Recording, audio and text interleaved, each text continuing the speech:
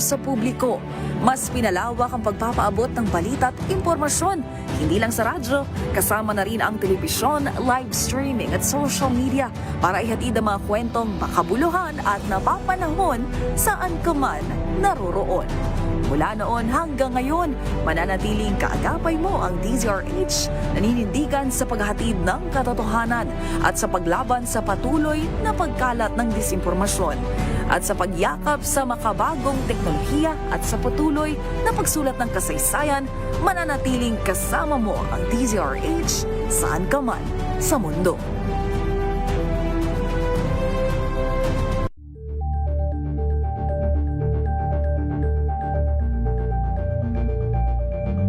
Maagang balitaan, maagang usapan sa mga issue at balita. Kasama si Kuya Angelo Palmones sa Magandang Umaga Pilipinas. Mula Lunes hanggang Biyernes.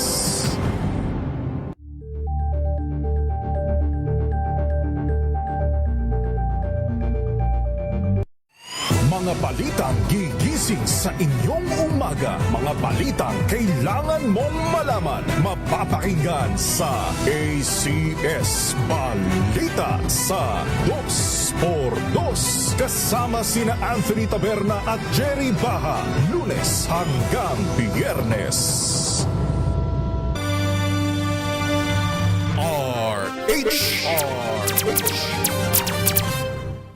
Mga kalunas, dahil sa inyong pagtitiwala, ang Lunas ay may extension na. Lunas Extension. Magandang gabi, Luzon, Visayas at Mindanao. Faith Salaver Clamor po ang inyong kasama. At ito po ang programang Lunas Extension ngayong gabi, 30 minutes ng talakayan tungkol po sa pangangalaga sa ating kalusugan at para samahan tayo sa ating topic ngayong gabi tungkol sa Clean After Feeding Campaign. Makakasama po natin, she has been a resounding voice of Philippine Pediatric Dental Society Incorporated or PPDSI, being its current president and having held the position of vice president for 8 years and president-elect for the past term. She received her Doctor of Dental Medicine from University of the Philippines, Manila, and was board top-notcher for dental board exams. With 25 years of clinical practice, specializing in pediatric and special care needs patients, she is deeply passionate for advocating for the upliftment of oral health of Filipino children. Makakasama natin sa programang Lunas Extension, Dr. Arlene de la Cruz Medina. Dr. Arlene, magandang gabi po sa inyo. Magandang gabi, Ms. Faith, at magandang gabi po sa inyong mga listeners. Ayan, magandang gabi, Doc. And na-mention ko nga kanina yung ating pag-uusapan is Clean After Feeding Campaign. Bilang isang pediatric dentist at sa mga nakikinig at nanonood sa atin ngayong gabi no, dito sa DZRH. Doc, gaano kahalaga sa'yo itong campaign na ito and bakit ito yung isinusulong nyo ngayon sa PPDSI? Yes. Thank you so much once again for the opportunity, Ms. Faith, na ma-share ang aming campaign, ang aming advocacy. Our Clean After Feeding campaign is very, very close to my heart talaga.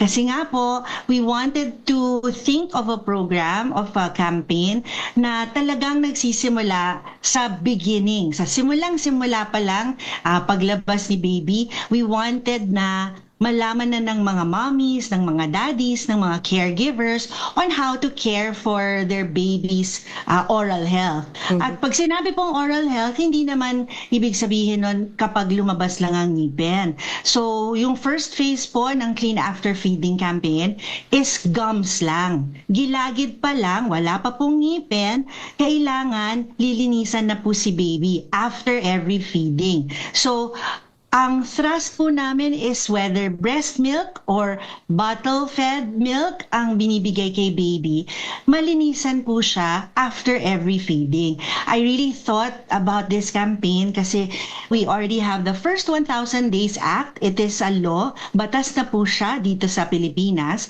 I was very happy when I first learned about it. Pero pag binasa po natin yung buong batas, may provision po kasi doon for oral health and oral services. services. So oral health services provision, yes, Ms. Faith, pero walang specific kung ano ang gagawin, kung ano ang services, no? So this is what I thought to do para po magsimula tayo from the very beginning. So again, ito ay mahalagang impormasyon and awareness, no, para sa mga magulang, Doc, no, kasi sabi mo nga basically ninineglect kasi ang misconception ng mga Pilipino, Doc, when it comes to teeth o mga ngipin ng kanilang mga anak, mapapalitan pa naman yan. So ano ba yung stand nyo dito, Doc, pagdating sa ganyang misconception? Opo. So, sa atin, no, sa ating mga Pilipino and our Filipino culture, medyo talagang maano tayo, we give our kids, our babies, kung ano man ang gusto nila. Minsan to the point na it's not for their own good. Kasi syempre po, pag sinabi ng mga parents na, bakit ba namin kailangan pang linisan or alagaan ang baby teeth? Baby teeth lang naman yan, mapapalitan din naman yan. Ang sinasabi ko po parate, ang number one predictor kung papaano magiging ang permanent teeth, ang baby teeth po. So if the baby teeth are clean at malinis at healthy, yung permanent teeth din magiging clean, malinis and healthy. Ngayon, kung ang baby teeth po puro cavities, no, puro madumi ang bibig, madumi ang gilagid, for sure po yung permanent teeth magiging full of cavities din. Kasi syempre, they are all in one mouth. Nasa iisang bibig sila, puno ng bacteria, no? So parati po namin sinasabi yon, and then of course, ang ating baby teeth, ang guide ng mga permanent. So, pag sira-sira ang baby teeth at nawala ang baby teeth or kailangang bunutin ng maaga, wala na pong guide ang permanent. Hindi na alam ng permanent kung saan siya dapat correct position or dapat pumwesto. So, talaga pong very, very important ang baby teeth. Sana po, kasama sa aming campaign, ang Clean After Feeding is really towards or patungo sa Ngiting Bulilit 320. So, ang Ngiting Bulilit 320 po is by the age of 3 years old, dapat meron ng complete set of 20 healthy baby teeth si baby.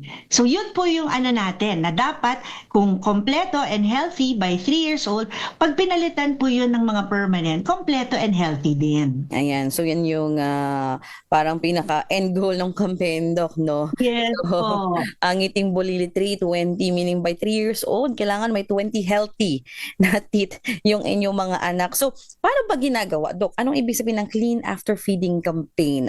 Ano-ano ang mga step-by-step or may phases ito, Doc? Tama po ba? Yes. So, ang aming pong Clean After Feeding campaign has 3 phases. So, ginawa po namin na 3 phases kasi, syempre, for parents, for caregivers, no, medyo mahirap na ibigay lahat ng information all at once. Medyo marami rin pong information hindi na natin natatandaan. So, ginawa po namin in 3 different phases. So, ang phase 1, gums only or gilagid pa lang. So usually po around 0 to 6 months itong phase na ito. Although syempre iba-iba sa iba-ibang bata, may mga bata na lumalabas na yung ngipin at 4.5, 5 months. Meron naman din po na 9 to 10 months pa lumalabas ang first 2 baby teeth, usually yung dalawang dito sa lower, sa baba. Pero basta ganong age po at puro gilagid pa tayo, wala pa tayong ngipin, ang phase 1 po is just to clean with gauze. So gauze po or gasa or yung mga baby beam po, baby washcloth or yung mga lampin na medyo parang may mesh. Iikot lang po sa daliri. Tapos yun po ang gamitin na pang-wipe sa gums para matanggal ang milk residue, no, na natitira after every feeding talaga. So simple lang, no, wala pong masyadong kailangang big movements naman. Si baby pwede pang i-cradle na parang naghihele tayo or on our lap. Tapos lilinisan lang po yung gums at pati yung tongue. Tapos finish na. Pero ang thrust po natin is after every feeding. At whether breast milk or bottle milk nga ang binibigay kay baby, dapat yun po after every feeding, matatanggal yung milk residue. Yan pa actually, Doc Arlene, yung isang question kasi marami sa mga mommies and ako based on experience, sinasabi nila, hindi breast milk naman yan. Pag formula milk lang yung kailangan i-clean or i-wash bago matulog or hindi pwedeng magpadede in the middle of the night. Yes. Nako, tamang-tama yung question na yan, Miss Faith. Kasi nga po, a lot of our mommies, no, who are exclusively breastfeeding, that is really what we encourage. Yan po talaga ang ina-advocate namin na sana breastfeeding for babies is best for babies talaga.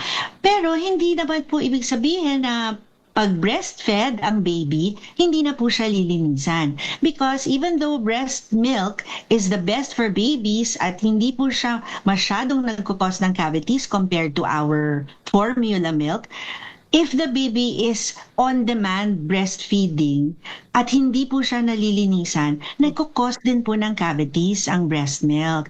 So nakikita po talaga natin yan sa clinic, no? A lot of my moms who are exclusively breastfeeding, akala nga po nila hindi na kailangan mag-clean. Pero pagdating ni baby sa dental clinic, nagkakaroon pa rin po ng cavities. So kailangan po talaga kahit breastfed.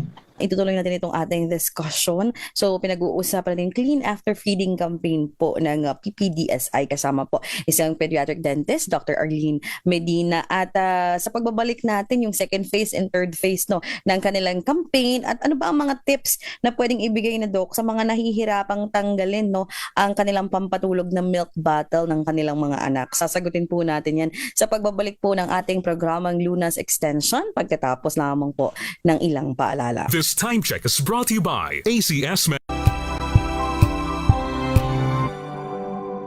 Alamin ang mga maiinit na isyung pambayan, mga balitang kailangan mong malaman, usapin sa pamahalaan, politika, ekonomiya at kabuhayan. Ito ang mga dapat mong malaman, pakialaman at pag-uusapan dahil kayo ang tinig ng mamamayan dito sa Damdaming Bayan. Live sa DZRH Radio, DZRH TV at DZRH Digital. Kasama sina Lakay, Deo Macalma at Elaine Apit. Araw-araw, Lunes hanggang Biyernes. Damdaming Bayan.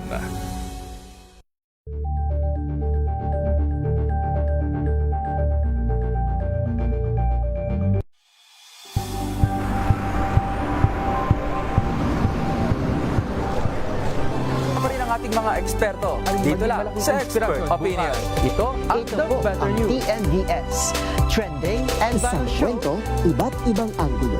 Dito sa Point. Bawat pananagutan at itatalakayin dito sa Hoy. Bawal yan.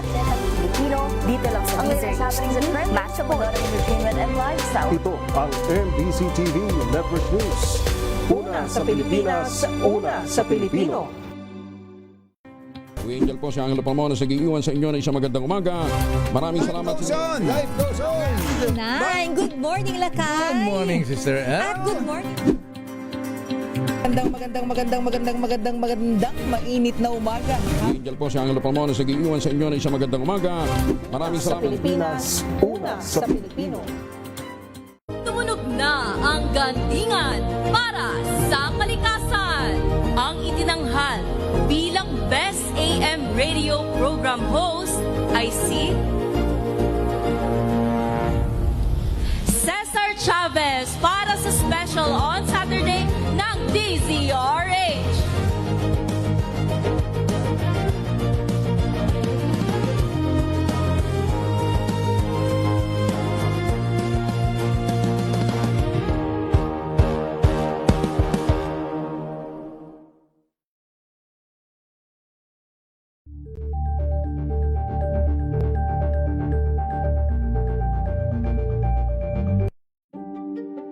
Buklatin ang mga pahina. Pakinggan ang boses ng lipunan. Tunghayan ang mga issue mula sa ibang katayuan. Nakakalungkot kasi deserve ba namin ng ganito? Na hindi nila alam kung ano talaga yung kanilang mga karapatan. Yung gobyerno, tinulungan nila yung kanilang magsasaka. Pinapatahimik tayong lahat using various laws. Through education, kayang-kaya nating baguhin yung ganitong klaseng pag-iisip. Isang kwento, iba't ibang anggulo. Dito sa Point of View.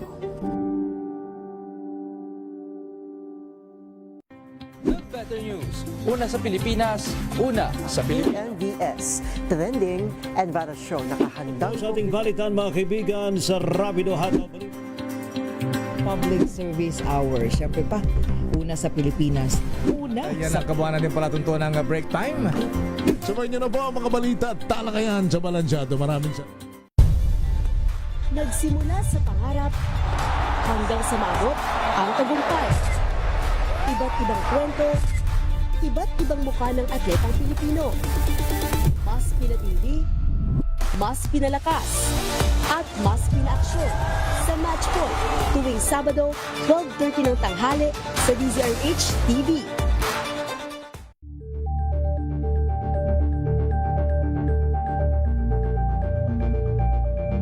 We've got you covered.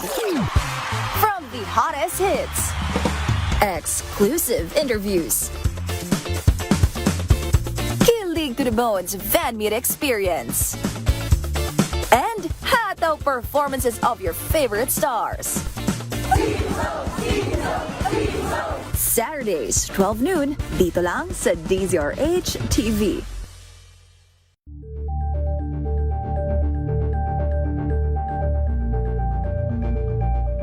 Tambalang Anthony Taberna at Jerry Baha ang gigising sa inyong umaga dahil lalatay ang humahagupit na diskusyon at komentaryo Lunes hanggang Biyernes sa 2x2.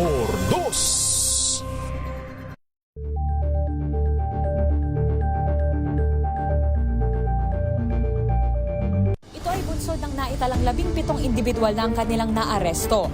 Metro Manila Development Authority o MMDA ang No Contact Apprehension Policy o NCAP sa Metro Manila. Sa ang ilang mga dokumento ay peke.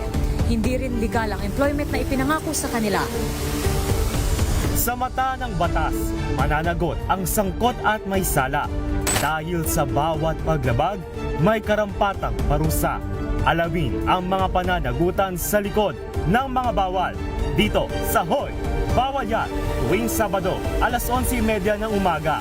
Dito lang sa DZRH TV. Angel po si Angelo Palmones nag-iiwan sa inyo na isang magandang umaga. Maraming salamat. Life goes on! Nine, good morning, Lakay! Good morning, Sister At good morning. Magandang mainit na umaga. Angel po si Angelo Palmones nag-iiwan sa inyo na isang magandang umaga. Maraming Sa salamat. Pilipinas, una sa Pilipino. Tumunog na ang gandingan para sa kalikasan.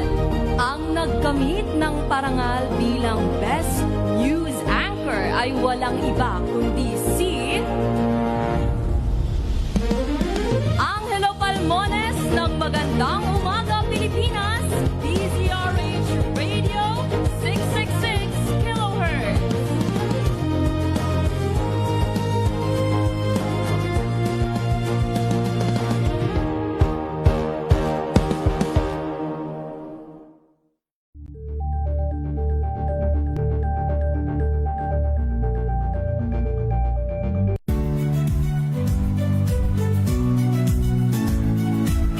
Magandang araw mga kaibigan. Ito po ang inyong balerina ng bayan, si Lisa Macuha Elizalde na nag-aanyaya sa inyong samahan kami at ang aming mga espesyal na panauhin para sa kalahating oras ng masayang kwentuhan sa aming programang Art to Art, kung saan ang usapang sining at kultura ay para sa lahat. Huwag kaliligtaan, tuwing linggo, alas 3:30 ng hapon, dito lamang sa DZRH Radio, DZRH TV, at via online streaming. Better News. Una sa Pilipinas, una sa Pilipinas. NBS, trending and viral show nakahandang Sa ating balitan mga kaibigan sa Rapido Hataw. Public Service Hour. Siyempre pa, una sa Pilipinas. Una Ayan sa... ang kabuhanan din pala tuntunan ng break time. Usapang pangkalusugan, Lunas Extension. Nagbabalik po ang ating programang Lunas Extension. Kasama pa rin po natin ang ating guest ngayong gabi, Dr. Arlene de la Cruz Medina. Pinag-uusapan natin itong Clean After Feeding campaign. So, Doc, na-mention mo kanina yung first phase nung inyong campaign na 0 to 6 months, no? At yung cleaning every after feeding. So, yun ang kailangan i-take note ng mga listeners and televiewers natin ngayong gabi, na talagang kailangan after every feeding, whether you are bottle fed or breastfeeding, kailangan talagang kini-clean. So, Doc, ano ba ang second phase nitong campaign ninyo? So, ang second phase is meron ng mga ngipin. So, pag meron na pong mga ngipin, usually, like I said, iba-iba po yan sa iba-ibang bata, but the general age range is around 6 months to 2 years old. So, pag medyo lumalabas na po yung ngipin, lumabas na yung dalawa sa baba, dalawa sa taas, that would be the best time to start toothbrushing already. Kahit dalawa or isa pa lang na ngipin ang lumalabas, i-practice na natin si baby with a baby toothbrush. Siyempre, kailangan po soft bristles, tsaka rounded ang head. And then, sandali lang naman, no? Lalo na kung 2 to 4 teeth pa lang. Siguro mga 10 to 20 seconds na toothbrushing. Mabilis lang yon. It doesn't need to be a long time. Ngayon, habang dumadami ang ngipin na lumalabas sa bibig ni baby, tumatagal po, syempre, ang time for toothbrushing. So, kung 2 to 4 teeth, mga 0 to 20 seconds, ang ating maybe 14 to 16 teeth, siguro mga 80 to 100 seconds na yon. Para po, medyo nabibilang ni mommy or ni daddy or ng caregiver. So, ang thrust po ng ating second phase, dahil meron na pong ngipin, dapat po, aside from the baby toothbrush, tamang amount din ng toothpaste. At ang toothpaste, kailangan may fluoride. So, ang fluoride po, for this age, dapat 1,000 parts per million or ppm. Nakalagay na po yan ngayon sa ating mga toothpaste boxes. 1,000 ppm fluoride. Tapos, ang amount naman po, dapat kaunti lang din, smear lang din. Ano po ang ibig sabihin naman ng smear? Syempre po, dapat maliit lang siya, halos butil ng rice or ng bigas. Ganun lang po kaliit. Tapos ipapat down or imbes na nasa ibabaw po ng bristles yung toothpaste, ipat down natin kaunti para the toothpaste is inside the bristles. That is my personal tip po for our mommies and daddies. Yan po yung second phase nitong Clean After Feeding program. So again, Doc, no, ang isa kasi sa mga struggle din ng mga magulang, yun ngayon nasabi ko, nahihirapan tanggalin bilang pampatulog yung milk bottle ng kanilang mga anak. So ano bang tips mo dito, Doc? Ito po talaga ang number one for our Filipino parents, no? Mahirap po talaga na tanggalin yung bote kapag natutulog kasi nga po, first of all, ginagamit po siyang pampatulog. So, ang number one po, dapat talaga sundin sana natin ang ating advice na papakainin or papainumin ng milk si baby, tapos magsisipilyo, magbabrush, tapos tutulog na. So dito po sa phase 2, around mga 1 or 2 years old, marunong na pong uminom si baby ng milk or water from an open cup. So, I always tell parents, kapag kaya na po ni baby na uminom from an open cup, kaya na rin ng water, kaya na rin niyang uminom ng milk from an open cup. So, yun po yung number 1. Dapat masanay si baby sa simula pa lang, around 12 to 14 months old, that is the recommended, international recommended age for weaning, kailangan po sinasanay na siya na uminom from an open cup. Kaya naman po siya kung magsisimula ng maaga. Now, for our parents na nandoon na tayo, talagang nasanay na si baby sa pag-inom ng milk at paggamit ng bottle, no, throughout the night, yan po ang medyo mas mahirap na struggle talaga. Pero, I always tell my parents na kaya po siyang gawin within 1 month. Ngayon, paano po yung 1 month na yon? So, kunyari lang po, ang ating milk bottle is around 8 ounces. Kunyari, 8 ounces ang water. Tapos, 4 scoops of formula milk. So, I always tell parents, start po tayo this week. So, this week, imbes na 4 na scoop ng formula ang ilalagay, gawin nyo lang pong 3. So, 3 scoops sa same amount of water. Sa next week, week 2, gawin nyo na lang pong 2 scoops in the same amount of water. Tapos sa third week, week 3, gawin na lang pong 1 scoop sa bottle ng baby natin. So, ang nangyayari po, lumalabnaw yung milk na nasa bottle. So, mapapansin po ni baby yon for sure. Mapapansin ng ating toddlers, for sure. Habang nangyayari po ito, dapat binibigay sa kanya yung masarap na milk, yung full cream milk, kung kaya na, no? Sa open cup. Yes. So, ang maisip ni baby, ay, itong milk na to na nasa aking bottle, hindi na siya masarap kasi lumalabnaw na siya. Pero yung milk dito sa open cup, masarap siya kasi full cream milk siya. And I also tell parents, as toddlers, meron na po silang decision-making process. So, ang ibig sabihin po doon, I always encourage parents, dalhin niyo po si baby sa department store or wherever, no? And then have him or her choose yung kanyang milk cup. Papiliin niyo po siya ng sarili niyang milk cup para alam niya na, ako ang pumili nito with his or her favorite cartoon character or alaman. And then, malalaman niya na, ito yung aking milk cup. So, dito ako dapat mag-drink ng milk. So, kasama po siya sa decision making. Mas ma-empower po si baby. Kung baga, nasundin na doon siya sa open cup uminom ng milk. Ayan yung mga tip ni Doc, no, para ma-win nyo na sa bottle feeding at maiwasan na yung nakatoothbrush na Doc sa gabi tapos kakain ulit or didedean ulit in the middle of the night. Kasi yun yung pinaka-struggle eh. And dito papasok talaga, Doc, yung sinasabi nyo nga na clean after feeding campaign. Kasi yun yung struggle ng mga parents. So Doc, para naman sa mga batang ayaw mag-toothbrush, ano ba ang mga tips na pwede mong maibigay, Doc? Kasi parte ito, Doc, diba, ng clean after feeding campaign, after eating, talagang kailangan i-brush yung teeth or i-clean yung mga bibig nila. Yes. So, ang amin pong thrust, actually, dapat 2 times lang ang ating toothbrushing. Hindi naman po kailangan all throughout the day. So, ang toothbrushing itself with the toothbrush and fluoride toothpaste, once in the morning upon waking up, so pagkagising, ibabrush na po as soon as teeth come out hanggang makompleto siya around 3 years old. Tapos, before sleeping nga po, yun yung mas importante din because bumababa ang ating saliva pag natutulog tayo. So, walang nagwa-wash off. Pag tinatanong po sa akin ng parents yan na, kasi ayaw po niyang magpa-toothbrush, kasi ayaw niya po talaga. Madalas Doc nagwawala. I hear that po all the time. So, kaya po namin sinisimulan din ang ating clean after feeding at 0 months. Wala pa, no? Wala pa siyang 1 month.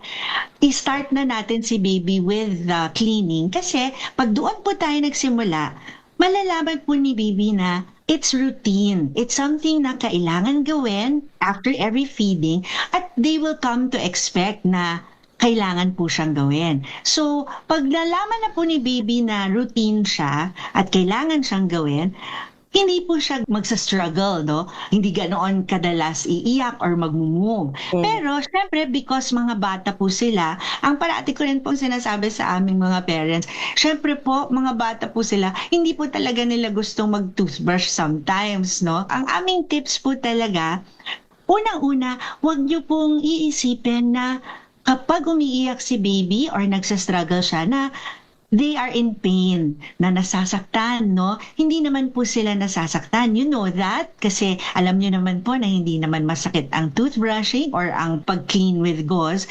Pero kailangan lang po nila na malaman na it's routine, kailangan siyang gawin. So, we also have different positions that we teach parents. So, yung unang-una po, habang medyo baby pa, the knee-to-knee position. The knee-to-knee position, 2 tao po siya. And then, you have baby na nakahiga in between you. So, sa ganung position po, kung sino yung may hawak ng head ni baby, kitang-kita po all the way to the back kung ano ang mga teeth na nandoon na at malilinisan po siya. Kung mag-isa lang po kayo, actually, we always tell parents, pwede po kayo actually on the floor. Tapos, nakaupo po si baby sa harap ninyo or pag toddler na po, much better.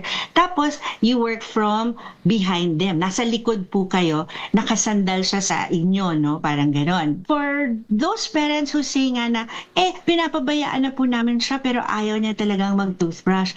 we always say, yun po pag toothbrush, you let them hold the toothbrush kasi po nakaka-help yan sa fine motor skills development.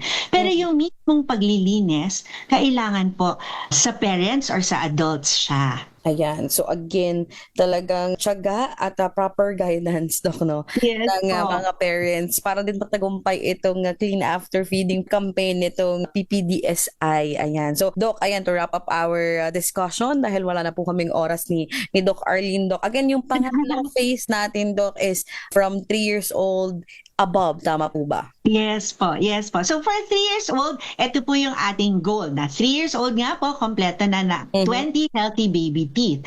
So ito po, ang brushing naman, same upon waking, pagkagising, at bago matulog. And then, 120 seconds. So 2 minutes po yon. 1 minute para sa mga taas ng ngipin and then 1 minute again para sa mga babang ngipin naman. So ito po yung ating final phase para sa ngiting bulilit 320.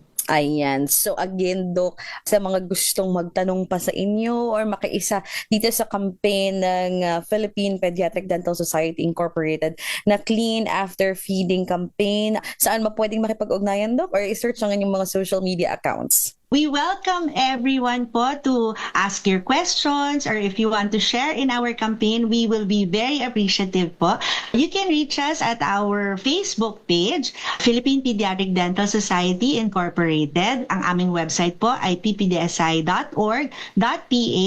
at ang aming email naman po ay ppdsi1993@gmail.com. Maraming salamat, Dr. Arlene de la Cruz Medina. Doc, maraming salamat sa oras at pagbibigay impormasyon po tungkol sa ating topic ngayong gabi. Thank you very much, Miss Faith, and thank you very much. Maraming salamat po sa inyong mga listeners. Maraming salamat, Dr. Arlene de la Cruz Medina ng Philippine Pediatric Society Incorporated. Ating nakasama sa programang Lunas Extension ngayong gabi. Ako din po ang inyong nakasama, Faith Silver Clamor, nagpapaalala palagi na prevention is better than cure. Magandang gabi po, Luzon, Visayas at Mindanao.